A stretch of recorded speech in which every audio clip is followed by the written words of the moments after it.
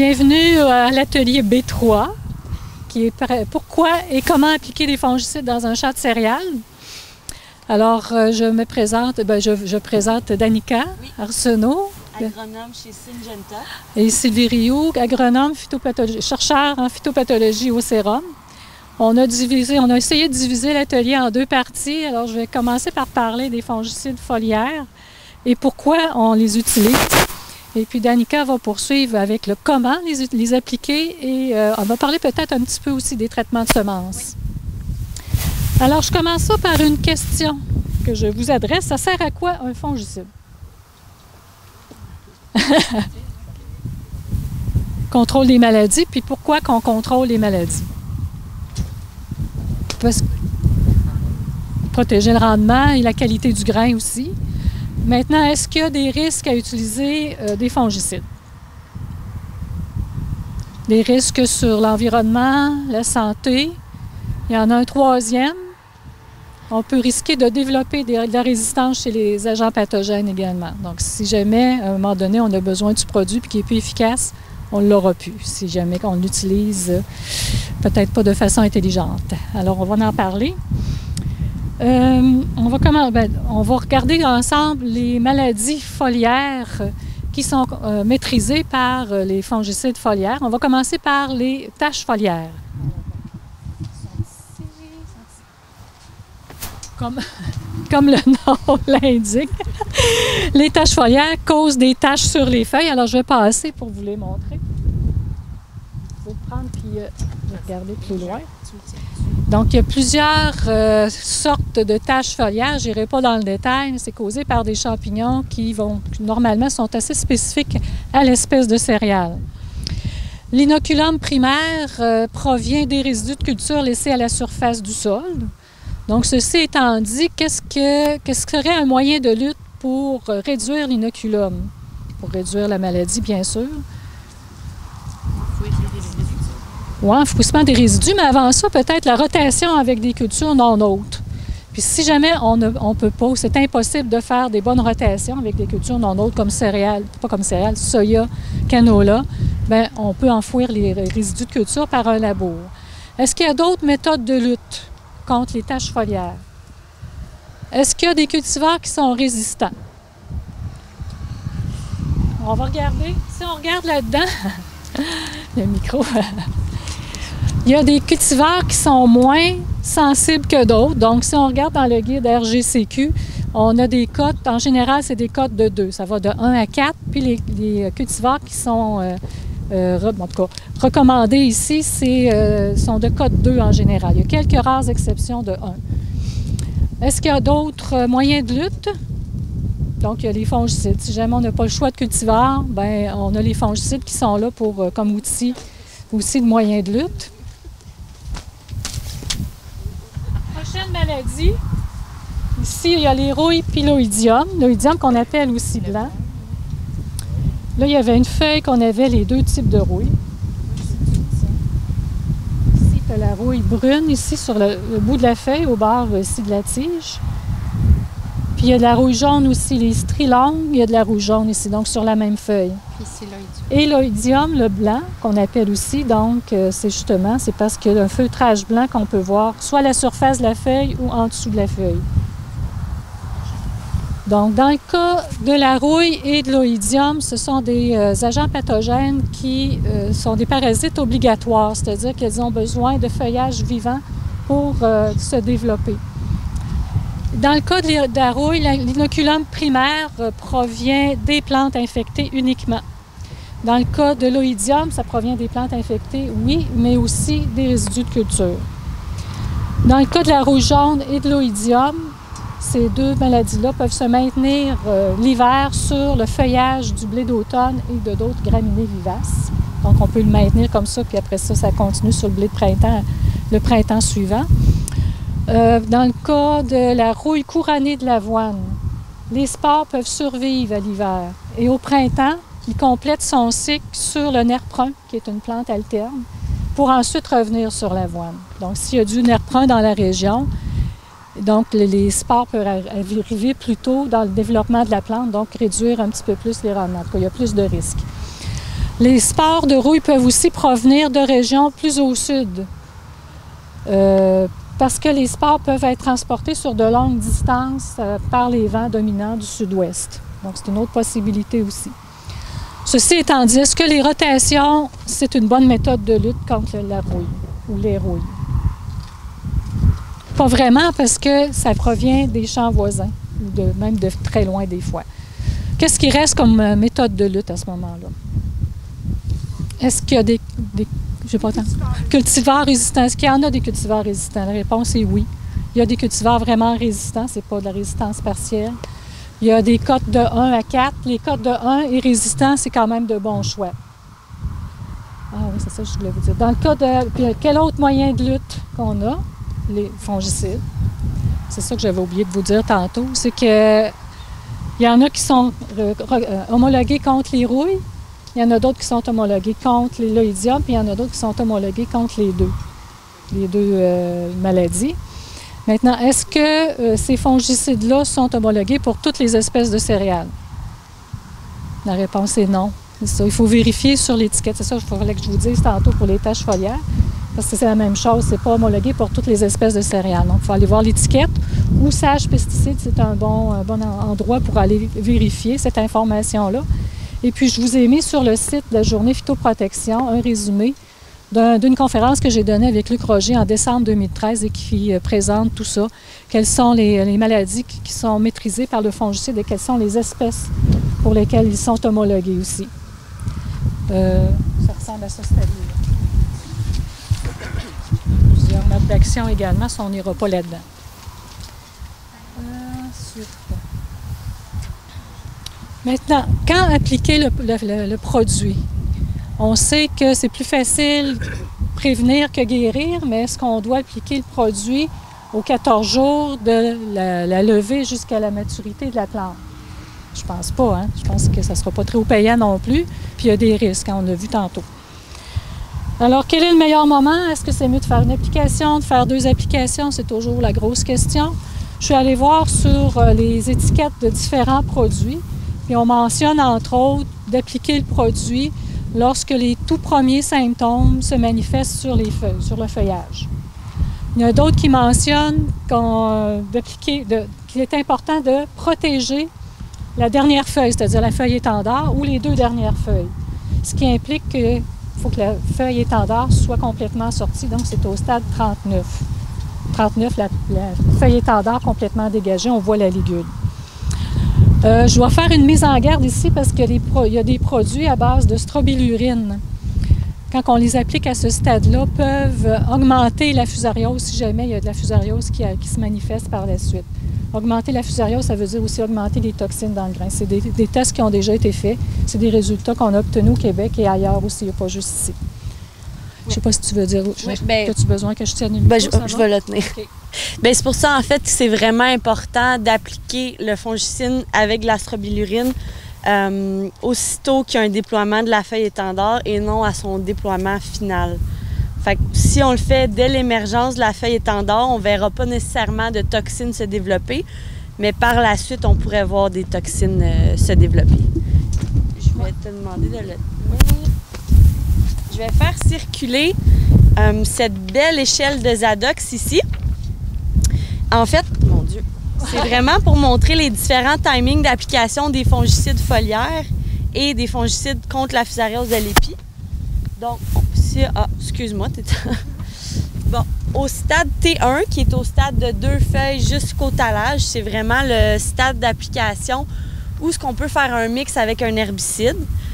C'est pas nécessairement le stade où on va voir le plus d'augmentation de rendement. On parle de l'ordre de 5 à 6 % d'augmentation de rendement. Mais par contre, c'est vraiment pour une protection hâtive des maladies, pour une meilleure qualité du plant puis pour une meilleure tenue. Si on se rend au stade T2, sur l'échelle de Zadox, qui est vraiment de l'émergence jusqu'au déploiement de la feuille étendard, les fongicides foliaires qui sont appliqués vont vraiment aider à augmenter les rendements, augmenter le poids spécifique, qualité du plant, tenue de plant. Puis, pourquoi c'est important de protéger la feuille étendard? En fait, c'est vraiment parce que la feuille étendard, c'est le moteur du plant. Moteur du plant, il vient vraiment capter l'énergie. La feuille étendard est responsable jusqu'à 55 % du remplissage du grain chez le blé de printemps. Puis chez l'orge, on parle de 65 %. C'est quand même très important de faire un dépistage hâtif. Aussitôt que votre feuille étendard est à émergence, on peut descendre de 3 à 4 feuilles plus bas, vérifier si les feuilles ont de la maladie foliaire. Si on voit de la maladie, moi j'appliquerai un fongicide. Puis le stade T3, qui est le stade d'application pour les fongicides pour la fusariose de l'épi. On peut faire un dépistage environ 55, le stade 55, là, qui est avant floraison. Quand même se dépêcher aller rapidement au champ parce que rendu dans ce temps-ci de l'année, ça va être ensoleillé et chaud la plupart du temps. Les stades vont évoluer vraiment rapidement.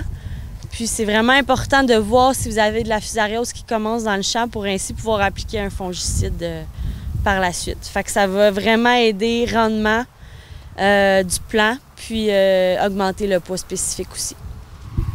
Il y a certains produits qui mentionnent que quand on applique contre la fusariose, les piaisons, floraisons, on maîtrise aussi les maladies foliaires qui arrivent un petit peu plus tard durant la saison. Donc, ça fait le ménage en même temps de tout, fusariose et les maladies foliaires également. La fusariose ne cause aucun symptôme sur le feuillage, puis on applique les fongicides au moment de l'infection, donc on ne voit pas encore de symptômes. Je vais en parler tantôt, là. Donc, il faut regarder la météo ou les avertissements du RAP, je vais en parler tantôt. Mais quand je parlais de dépistage, en fait, c'est qu'on voit déjà les têtes des plants. Fait que la plupart du temps, on est capable de voir, là, si on a la petite couche rosée, des fois, qui peut commencer à apparaître, mais c'est sûr qu'un dépistage dans le cas de la fusariose, c'est peut-être moins évident que pour des maladies foliaires. Mais ça ne répond pas à la question, qu'est-ce qui est le mieux? Qu'est-ce qui est le plus payant de faire? Une application, 2 applications? Hein? C'est quoi la réponse? Ça dépend. C'est ça la vraie réponse, ça dépend. Puis il y a plusieurs facteurs. Est-ce que vous pouvez m'en nommer? La météo, bien sûr. Hein? Il y a certaines maladies qui vont préférer... qui vont préférer chaud et humide, comme la fusariose. Il y a d'autres maladies qui vont préférer frais et humide. Vous avez vu, humide est toujours là, c'est des champignons. Cette année, on a vu qu'il y avait pas mal de rouille jaune. Donc, c'est un champignon, c'est une maladie qui va être favorisée beaucoup par les températures fraîches. Mai, juin, ça a été frais, donc on en a vu quand même beaucoup. Puis c'est une maladie qui peut causer des pertes de rendement jusqu'à 70 % de pertes de rendement. C'est assez important quand ça se développe. D'autres facteurs dans le ça dépend, là. Potentiel de rendement, ça veut dire, je dirais, valeur de la récolte peut-être aussi. Donc, si on a 100 pièces la tonne versus 250, c'est pas pareil, on n'aura pas tout à fait le même réflexe à 100 $. Hein? On va peut-être rester plutôt tranquille. Sensibilité du cultivar aussi. Si on a un cultivar qui est résistant, pensez-vous que ça vaut la peine d'utiliser un fongicide? Je pense pas. Hein? Je pense pas que ça vaille la peine. On a parlé du champ ici, peut-être la pression de maladie du champ. Des fois, on a un historique dans le champ qui fait en sorte qu'il y en a des maladies. Ici, il y a... Oui, vas-y. On a un cultivar qui est quand même résistant, mais on peut quand même sortir à 4 ppm, des tonnes. Est-ce quand même l'application d'un fongicide pourrait nous faire baisser à 2? Pour ce qui est de la fusariose, je vous en parle tantôt parce que ça prend une combinaison de moyens. Juste un moyen, c'est pas assez. Okay. Je vous en parle tantôt. Là, je parle des maladies foliaires. La pression de maladie, comme ici, il y a beaucoup d'oïdium et de taches foliaires. Hein? Donc, peut-être que ça vaut plus la peine. Ensuite, le moment d'infection dans le stade de développement de la plante. Je ne sais pas s'il y a du nerf brun dans la région, par exemple, et puis que la rouille couronnée va arriver peut-être plus tôt. Ça n'arrivera pas du sud. Donc, si ça arrive plus tôt dans le stade de développement de la plante, il y a des risques d'avoir plus de perte de rendement parce que justement, ça arrive plus tôt. Je pense qu'on les a toutes passées. Mais je vous dirais peut-être que ce serait bon que vous fassiez vos propres tests concernant les maladies foliaires parce que ça dépend de trop de facteurs. Si vos tests chez vous ou chez vos producteurs, vos clients. Et si vous faites vos tests chez vous, chez vos clients, bien, de ne pas mettre la bande non traitée dans le bord du champ parce que de toute façon, il y a moins de rendement dans le bord du champ. Il faudrait la mettre au milieu du champ pour que ce soit comparable. puis faire vos calculs économiques aussi, pas seulement des rendements. Puis tant qu'à y être, pourquoi pas documenter les maladies qui sont présentes? Parce que souvent, il y en a qui vont faire juste le rendement, mais je ne sais pas quelle maladie. Ah, c'est malade, mais on ne sait jamais c'est quoi. Mais peut-être que ce serait intéressant de le savoir pour justement utiliser les bons moyens de lutte. Donc, c'est quoi l'incidence, le pourcentage de plantes infectées, c'est quoi la surface foliaire infectée? C'est peut-être des choses qu'il faut regarder et d'année en année pour se faire un registre, mettons. Donc, ça prend du dépistage, comme disait tantôt Danica, et peut-être le suivi de la météo aussi. Cette année, c'est assez particulier, c'est assez humide, donc peut-être ça vaut plus la peine. Puis ici, je sais que Jean et Julie ont fait des tests ici, puis ils ont une forte pression d'oïdium ici, puis de taches foliaires, puis pour eux, c'est quand même rentable de le faire. Ils ont aussi des marchés spéciaux, hein, l'orge de brasserie, tout ça, donc ils n'ont peut-être pas le choix des cultivars comme tels, donc ils n'ont peut-être pas le choix justement d'utiliser des fongicides. Ils sont comme obligés de le faire. Donc ça dépend beaucoup de choses aussi. Donc, ça clôt pour les maladies foliaires. Est-ce qu'il y a des questions là-dessus? Là, je vais passer aux maladies des inflorescences. Ça va. Donc, maladies des inflorescences, on en a parlé tantôt un petit peu. Bien, il y a l'ergot aussi, puis les charbons, j'en parlerai pas parce que c'est pas maîtrisé par les fongicides foliaires. Le charbon, entre autres, c'est transmis par la semence. Donc, c'est les traitements de semences qui vont être efficaces contre ces maladies-là. Donc, je vous parle de la fusariose. Là, j'avais 2 épis ici. Ça donne à rien, hein, nos bouteilles d'eau. OK. Oups, nos épis commencent à être... Je vais en passer un ici, puis l'autre côté. Donc, les symptômes sur les épis, mais c'est les épillets qui sont comme échaudés. Donc, il y a des pertes de rendement qui sont associées à cette maladie-là, mais c'est surtout les toxines, la présence de toxines dans les grains qui est le principal préjudice. Bon, les toxines, les plus connus, c'est le DON, que moi j'appelle DON, désoxynévalénol, que l'on appelle aussi vomitoxine. Ces toxines-là sont produites par le champignon pathogène du genre Fusarium qui infecte les épis lors de l'épiaison-floraison. Et l'inoculum primaire, c'est un peu comme les taches foliaires, ça provient des résidus qui sont à la surface du sol. Et on mentionne pour les moyens de lutte, c'est de combiner le plus de moyens possible. Quels sont-ils, ces moyens-là? Bien, c'est comme les taches foliaires. Il y a la rotation, vu que l'inoculum provient des résidus de culture. Rotation avec des plantes non hôtes, comme le soya, le canola, entre autres. Ce qui est à éviter absolument, c'est un précédent maïs, parce que ça augmente beaucoup les risques d'avoir la fusariose l'année suivante dans la céréale. Si c'est impossible de faire de la rotation, enfouir les résidus de culture. Est-ce qu'il y a des cultivars qui sont plus résistants? Dans la fusariose, oui. Donc, si on va voir dans le guide du RGCQ, les cotes vont de 1 à 9. Dans le cas du blé, on a des choix entre 1 et 4. Dans le cas de l'orge, ça va de 3 à 7. Donc, oui, il y en a.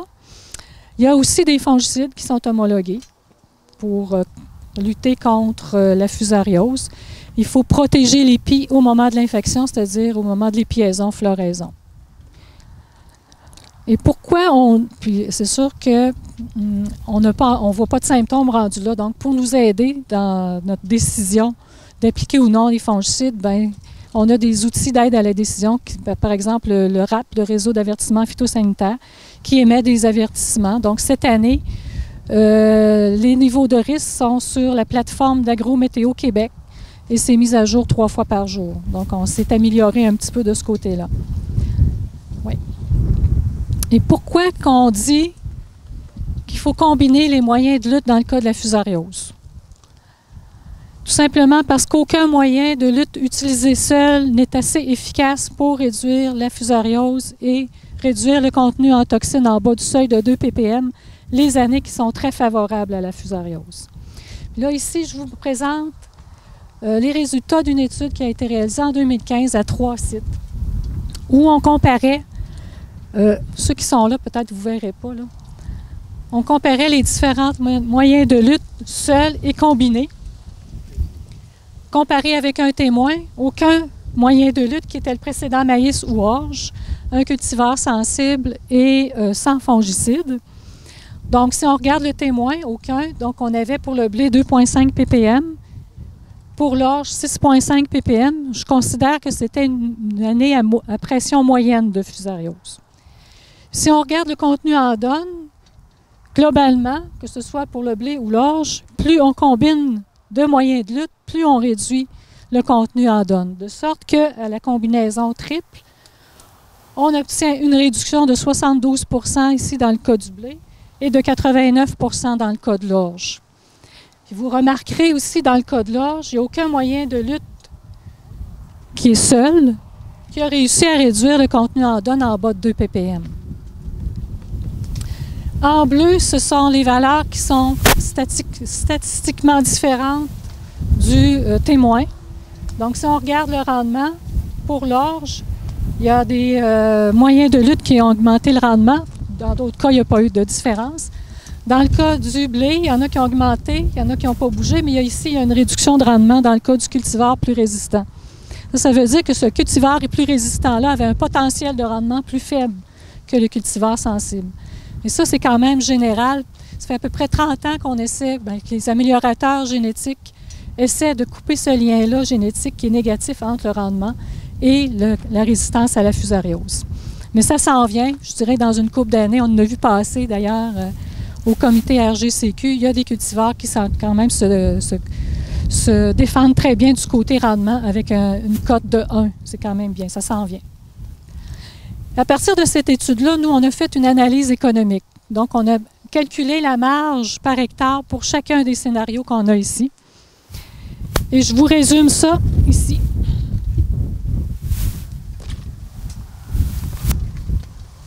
Donc, les marges, je vous le rappelle, c'est les revenus moins les dépenses. Donc, dans les revenus, c'est le rendement qui va compter beaucoup. Et aussi, le contenu en donne peut faire réduire les prix. Donc, selon les scénarios, il va y avoir des revenus différents.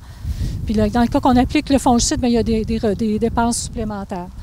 Donc ici, je vous ai mis l'année 2015 qui était une année à fusariose, pression moyenne, comme je l'ai dit tantôt. Une année sans fusariose, 2014. Ici, j'ai mis les 2 meilleures marges, donc les scénarios qui avaient les 2 meilleures marges. Ici, on a rotation seule, on a rotation avec fongicide. Et j'ai mis tout ce qui était négatif. Donc, quand il n'y en a pas, ça veut dire qu'il n'y en avait pas qui était... C'était toujours payant de faire quelque chose dans ce cas-ci. Donc, si je résume, là, je donne tout de suite les conclusions. Si on peut voir que la rotation, c'est une valeur sûre. Quelle que soit la pression de maladie de fusariose, que ce soit pour le blé ou l'orge, on le voit ici.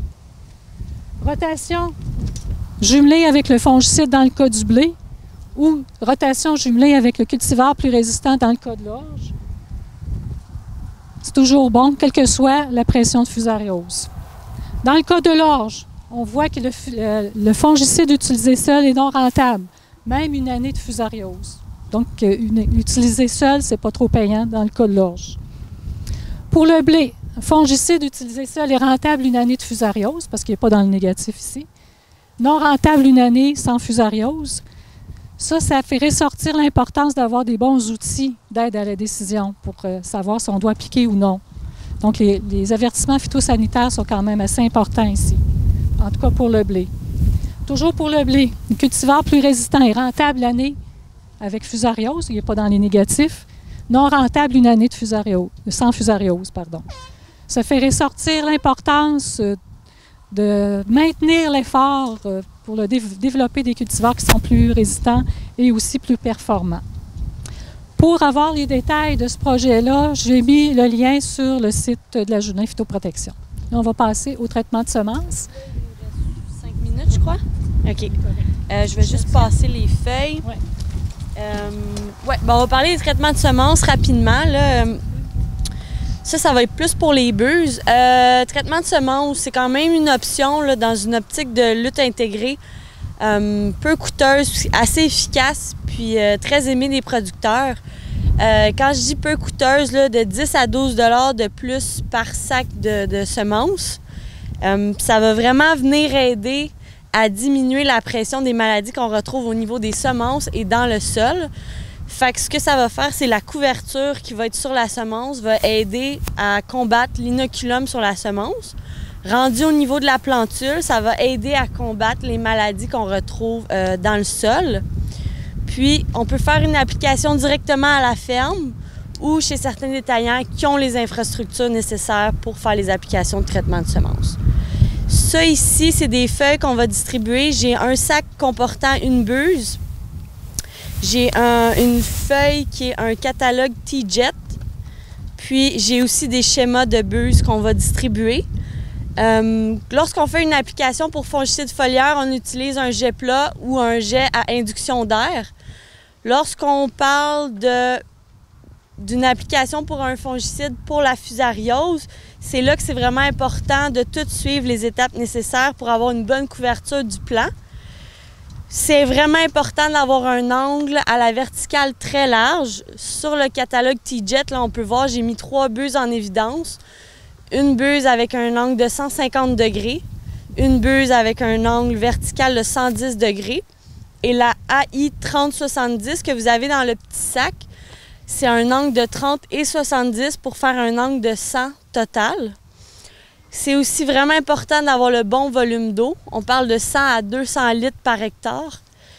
Puis d'avoir aussi sur l'autre feuille qu'on distribue là, un bon angle à la verticale, à l'horizontale, excusez-moi, d'environ 15 degrés pour s'assurer d'une bonne couverture des plants. Puis l'importance de l'angle vertical aussi gros que 150 et 110 degrés, c'est vraiment simple. C'est pour faire couvrir le plant à l'avant et à l'arrière, mais surtout aussi sur les côtés. C'est vraiment important là, pour attaquer la fusariose correctement, d'avoir une application qui va toucher les côtés du plant. Fait que c'était pas mal ça, la partie buse.